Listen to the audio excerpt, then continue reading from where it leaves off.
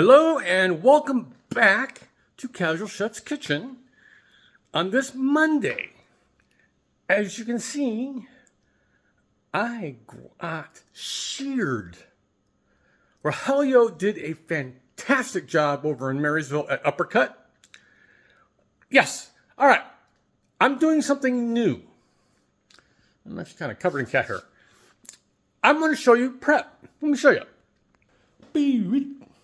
Hardware's still good. Water's in the pot.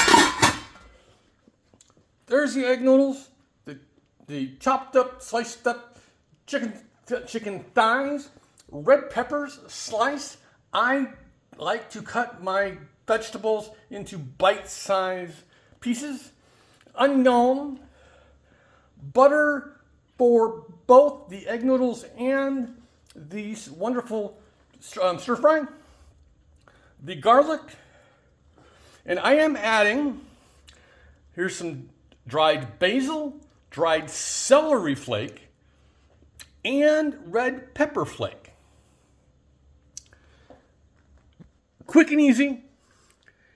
There's prep. Till later.